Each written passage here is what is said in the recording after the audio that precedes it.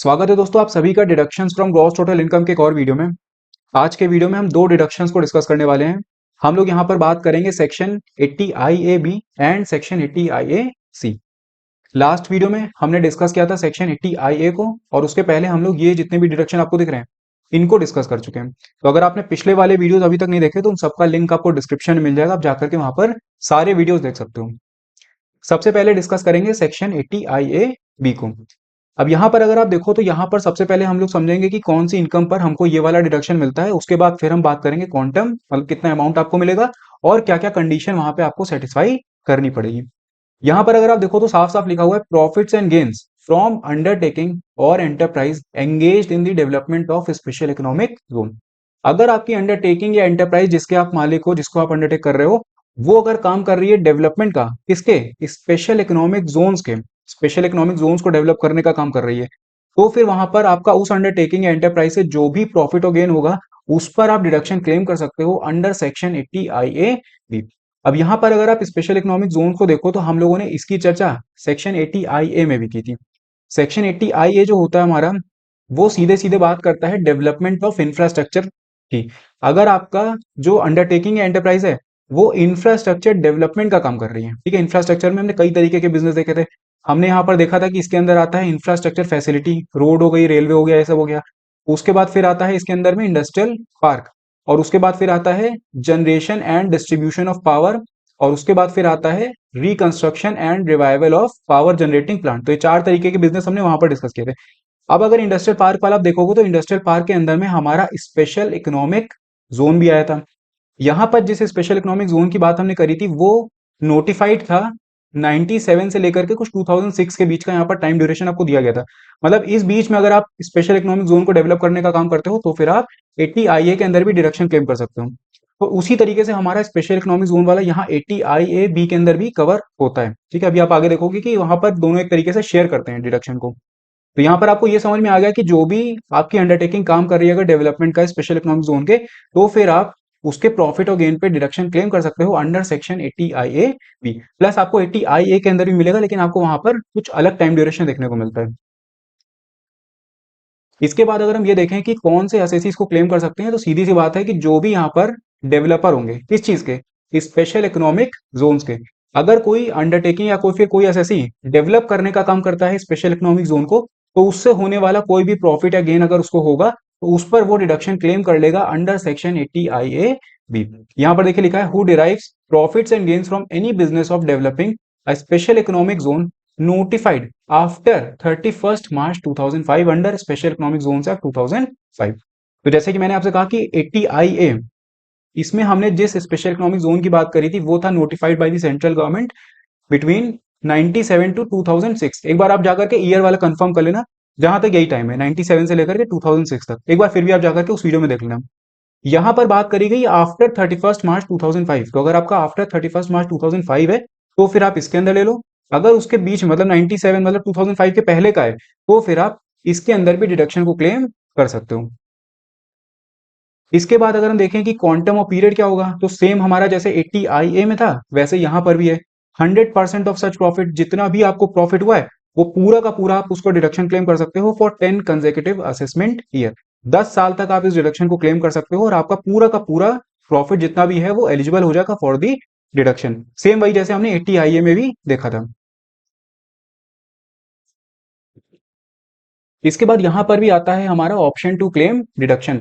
Option to claim deduction का सीधा सीधा मतलब यही है कि गवर्नमेंट आपको 15 साल का टाइम दे रही है, ठीक है, beginning from the year in which special economic zone has been notified by the central government. तो जिस भी ईयर से नोटिफाई किया है सेंट्रल गवर्नमेंट ने उस स्पेशल इकोनॉमिक जोन को जो कि आप डेवलप करने का काम कर रहे हो, उस ईयर से आपका स्टार्ट हो जाता है और आपको ये टाइम मिलता है 15 साल तक का। अब गवर्नमेंट कहती है कि 15 में से कोई भी 10 साल आप चूज कर दो, ठीक है, कोई भी 10 साल आप ले लो और इन 10 साल में आप डिडक्शन को क्लेम कर सकते हो। तो आप चाहो तो इसमें क्लेम करो, आप इस ईयर में क्लेम कर लो, आप चाहो तो इस ईयर में ना क्लेम करो फिर इस ईयर में क्लेम कर लो। तो इस तरीके से गवर्नमेंट आपको ऑप्शन देती है कि कोई भी 10 साल आप चूज कर दो 15 साल के टाइम फ्रेम में और आप उसमें डिडक्शन को क्लेम कर सकते हो। इसके बाद यहाँ पर हमारा दिया गया है 80 आई से इसका क्या रेफरेंस है। यहाँ पर देखिए लिखा है where the developer has claimed deduction under section 80 I A, he shall be entitled to deduction only for the unexpired period of 10 consecutive assessment year। तो जैसे कि हमने देखा था कि जो हमारा 80IA डिडक्शन था, ये वाला भी बात करता है स्पेशल इकोनॉमिक जोन की। अगर आप इसके अंदर भी डिडक्शन क्लेम कर रहे हो, ठीक है, आप वहां पर इंफ्रास्ट्रक्चर डेवलपमेंट का काम कर रहे थे, अगर आप 80IA के अंदर भी डिडक्शन क्लेम कर रहे हो, तो यहाँ पर अगर आपको 80IA B के अंदर भी क्लेम करना है, तो जितना भी आपका पीरियड रिमेनिंग है, जैसे मान लो अगर आपने 80IA के अंदर में 6 साल तक क्लेम कर लिया था, 6 असेसमेंट ईयर तक आप इसमें ऑलरेडी क्लेम कर चुके हो, अब आपके पास में कितना बचा, वहां पर भी 10 साल था, तो आपके पास में बचा है 10 असेसमेंट ईयर। तो ये 10 असेसमेंट ईयर ही आप इसमें क्लेम कर पाओगे IA B के अंदर में, ठीक है। उससे ज्यादा आप क्लेम नहीं कर पाओगे कि आप चाहो तो 80IA के अंदर भी 10 क्लेम करो और 10 इसके IA B के अंदर भी क्लेम करो। तो जितना भी आपका अनएक्सपायर्ड पीरियड है उतना ही आपको यहाँ पर 80IA B के अंदर में मिलेगा। इसके बाद यहाँ पर बात करी गई ट्रांसफर की, कि अगर आपने जो स्पेशल इकोनॉमिक जोन को डेवलप किया है, उसको अगर आप ट्रांसफर कर देते हो किसी और को, तो यहाँ पर भी वही बात आएगी कि जो भी आपका ट्रांसफरी जिसको आपने ट्रांसफर किया है बिजनेस, वो अनएक्सपायर्ड पीरियड के लिए यहाँ पर जितना भी रिमेनिंग पीरियड बचा है उतने पीरियड तक डिडक्शन को क्लेम कर सकता है। देखिए यहाँ पर लिखा है, where the developer develops a special economic zone after 31 March 2005 and transfer the operation and maintenance of it to another developer, the deduction shall be allowed to the transferee developer for the remaining period of 10 consecutive assessment year. तो सीधी सी बात है कि अगर मान लो आपने 4 assessment year तक क्लेम कर लिया है, तो बच्चे कितने हैं, 4, 10 मिल रहे थे टोटल, 4 आपने क्लेम कर लिए, तो इसके बाद 6 आपके असेसमेंट ईयर जो है वो अभी भी रिमेनिंग है, तो ये 6 असेसमेंट ईयर तक आपका जो ट्रांसफर ही होगा, जिसको आप ट्रांसफर करोगे, वो यहाँ पर डिडक्शन को क्लेम कर पाएगा। इसके बाद यहाँ पर लिखा हुआ है, no deduction shall be allowed if the developer begins the development of special economic zone on or after 1 April 2017। तो अगर आपने स्पेशल इकोनॉमिक जोन का काम 1 अप्रैल 2017 के बाद किया है, ठीक है, मतलब 1 अप्रैल 2017 या उसके बाद में अगर आपने किया है, तो फिर आपको ये वाला डिडक्शन नहीं मिलेगा, आपको इसके पहले ही डेवलपमेंट का काम स्टार्ट करना पड़ेगा। उसके बाद लास्ट में यहाँ पर बात आती है ऑडिट ऑफ अकाउंट्स की। तो ऑडिट ऑफ अकाउंट्स में सिंपल सा है, जो भी एसएससी को यहाँ पर डिडक्शन क्लेम करना है अंडर सेक्शन 80IA B, उसको अपने अकाउंट्स को ऑडिट करवाना पड़ेगा बाय चार्टेड अकाउंटेंट, और चार्टेड अकाउंटेंट जो रिपोर्ट उसको देगा, उस रिपोर्ट को उसे अपने रिटर्न फाइल करते टाइम पे अटैच करना पड़ेगा अपने रिटर्न्स के साथ में, तभी यहाँ पर उसको डिडक्शन मिलेगा। इसके बाद नेक्स्ट अब हम डिस्कस करेंगे deduction under section 80IA C। यहां पर अगर आप देखो तो यहां पर लिखा हुआ है profits and gains from eligible business of eligible startup. तो जैसे हमने अभी डिस्कस किया था कि कौन से प्रॉफिट और गेन पे मिलता है, तो 80IA B के अंदर में हमने देखा कि अगर आप स्पेशल इकोनॉमिक जोन को डेवलप करने का काम करो, तब आपके प्रॉफिट और गेन पे मिलेगा। यहां पर जिस इनकम की बात करी जा रही है, जो इनकम आपकी क्वालिफाई करेगी फॉर द डिडक्शन, वो होगी from the eligible businesses of eligible startup. अगर आप कोई एलिजिबल स्टार्टअप ओन कर रहे हो, उस एलिजिबल स्टार्टअप के अंदर में आप जो बिजनेस अंडरटेक कर रहे हो वो एलिजिबल बिजनेस है, तो आपका जो भी एलिजिबल बिजनेस से होने वाला प्रॉफिट या गेन है उस पर आप डिडक्शन क्लेम करोगे अंडर सेक्शन 80IA C। अब एलिजिबल बिजनेस क्या होते हैं, एलिजिबल स्टार्टअप क्या होता है, तो ये अभी हम लोग थोड़ी देर में डिस्कस यहाँ पे करने वाले हैं। तो हमें ये समझ में आ गया कि एलिजिबल स्टार्टअप का जो एलिजिबल बिजनेस है उससे होने वाला कोई भी प्रॉफिट और गेन हमारा क्वालिफाई करेगा for the deduction under section 80IA C। तो यहाँ पर सीधे सीधे आपको समझ में आ गया कि एसएससी कौन होगा, कोई भी एलिजिबल स्टार्टअप होगा। अब इसके बाद देख लेते हैं कि एलिजिबल इनकम हमारी कौन कौन सी होगी। तो देखिए एलिजिबल इनकम यहाँ पर सीधी सी बात है, a deduction will be allowed from the gross total income to an SSC being an eligible startup. एक तो सबसे पहले उसको एलिजिबल स्टार्टअप होना चाहिए in respect of profit and gains derive from the eligible business. तो ये मैंने अभी आपको बताया कि एलिजिबल स्टार्टअप एलिजिबल बिजनेस को जो कर रहा है उससे होने वाले प्रॉफिट और गेन पे उसको डिडक्शन मिलता है under section 80IA C।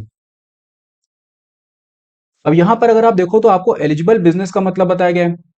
Eligible business means business of innovation, development और इंप्रूवमेंट ऑफ प्रोडक्ट्स, प्रोसेसेस और सर्विसेज और a scalable business model with a high potential of employment generation और वेल्थ क्रिएशन। तो एक तरीके से जैसे आजकल चल रहा है ना स्टार्टअप वाला कल्चर, तो उसमें क्या करते हैं वो लोग, इनोवेट करते हैं। तो अगर आपका बिजनेस जो है वो इनोवेशन का है, आप डेवलप कर रहे हो किसी चीज को इंप्रूव कर रहे हो, ठीक है, प्रोसेस एक नए तरीके का आप इनोवेशन लेकर के आ गए, और आपका जो बिजनेस है वो स्केलेबल बिजनेस है, ठीक है, स्केलेबल बिजनेस है, मतलब आप उसको एक्सपैंड कर सकते हो आगे। दूसरी चीज यहाँ पर आप एम्प्लॉयमेंट जनरेशन का काम भी उसमें कर रहे हो, आप बड़े लेवल पर वहां पर लोगों को एम्प्लॉयमेंट प्रोवाइड कर रहे हो। तो इस तरीके के जो भी बिजनेसेस होंगे उनको हम एक तरीके से बोलेंगे एलिजिबल बिजनेस, जो कि हमारे क्वालिफाई करेंगे for the deduction under section 80IA C। इसके बाद अगर हम देखें कि एलिजिबल स्टार्टअप में कौन कौन से हमारे स्टार्टअप कवर होते हैं, तो यहाँ पर देखिए लिखा है eligible startup means a company और limited liability partnership LLP engaged in eligible business which fulfills the following condition। तो यहाँ पर कुछ कंडीशन के बारे में हमको बताया जा रहा है और हमको ये बोला गया है कि जो एलिजिबल स्टार्टअप होगा वो एक कंपनी हो सकती है या फिर एक लिमिटेड लायबिलिटी पार्टनरशिप भी हो सकती है। और ये कंपनी या फिर एलिजिबल ये लिमिटेड लायबिलिटी पार्टनरशिप क्या काम करेगी, ये काम करेगी एलिजिबल बिजनेस का। इसके बाद कंडीशन अगर हम देखें तो कंडीशन में सबसे पहली कंडीशन हमें बोल रही है it is incorporated on or after first day of April 2016 but before first day of April 2024। 1 अप्रैल 1 अप्रैल 2016 से लेकर के 1 अप्रैल 2024 तक का, ठीक है। मतलब 2016 से लेकर के 2024 के बीच में अगर आपने उस स्टार्टअप को इनकॉर्पोरेट किया है तभी आप डिडक्शन के लिए क्वालिफाई कर पाओगे। दूसरा यहाँ पर बात करेगी टर्नओवर की लिमिट की कि कितना टर्नओवर होना चाहिए। तो यहाँ पर बोला जाता है total turnover of its business does not exceed 100 crore rupees in the previous year relevant to the assessment year for which deduction under section 80 IAC is claim. तो जिस असेसमेंट ईयर में आप डिडक्शन को क्लेम करना चाह रहे हो, ठीक है, उससे पहले वाला मतलब जो प्रीवियस ईयर होगा उसके रेलेवेंट वाला प्रीवियस ईयर, उस प्रीवियस ईयर में आपका एग्रीगेट के जो टोटल टर्नओवर है वो एक्सीड नहीं करना चाहिए 100 करोड़ को, ठीक है। जैसे मान लो अगर आपको 2023 से लेकर के 24 का असेसमेंट ईयर चल रहा था, ठीक है, आपको आपका ये वाला असेसमेंट ईयर है, इसमें आपको क्लेम करना है, तो आपका प्रीवियस ईयर हो जाएगा 2022 टू 23। तो इस प्रीवियस ईयर में आपका जो टोटल टर्नओवर है वो 100 करोड़ से कम अगर होता है तभी आप इस पर्टिकुलर डिडक्शन के लिए एलिजिबल हो पाओगे। इसके बाद तीसरी कंडीशन हमसे बोली है it holds a certificate of eligible business from the inter ministerial board of certification as notified in the official gazette by the central government.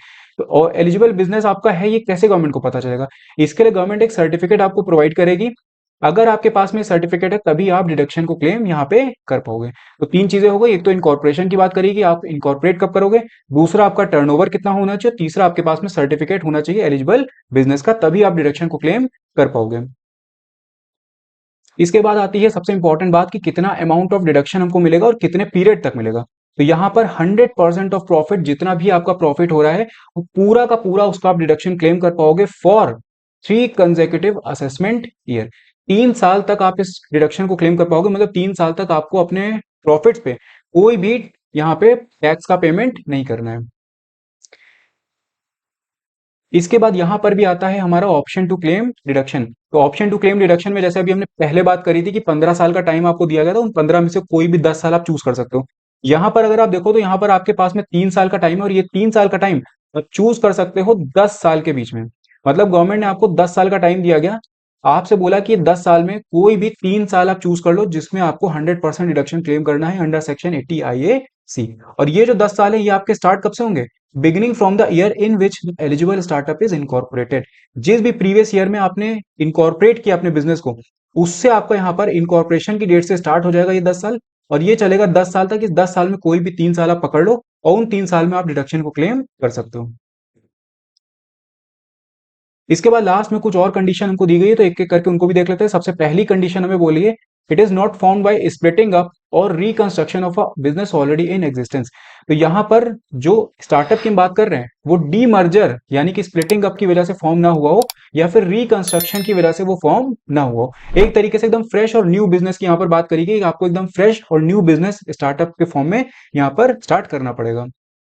दूसरी कंडीशन यहां पर हमसे बोल रही है it is not form by the transfer to a new business of plant और machinery exceeding 20% previously use for any other purpose.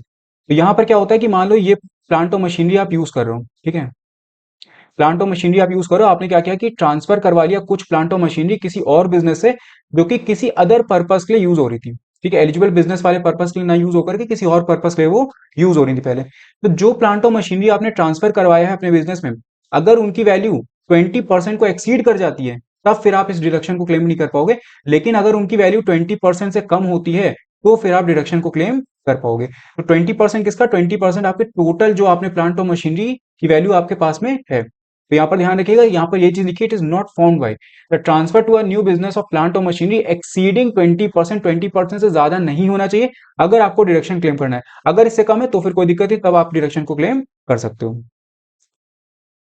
तो यहां पर हमने डिस्कस कर लिया है section 80 IAB and section 80 IAC। कहीं पर किसी भी पॉइंट में आपको डाउट हुआ तो आप कमेंट करके मुझसे पूछ सकते हो। बाकी अगर आपको वीडियो पसंद आया तो उसको लाइक करना मत भूलिएगा, साथ में चैनल को सब्सक्राइब जरूर कर दीजिएगा। प्लस अगर आपको इस वीडियो का PDF चाहिए हो, जो भी PPT यहाँ पर हम लोगों ने डिस्कस करी, अगर आपको उसका PDF चाहिए हो तो आप टेलीग्राम चैनल को ज्वाइन कर लेना, डिस्क्रिप्शन में आपको लिंक मिल जाएगा, तो वहां पर आप इसको डाउनलोड कर सकते हो। मैं मिलता हूँ आपसे नेक्स्ट वीडियो में। Thank you.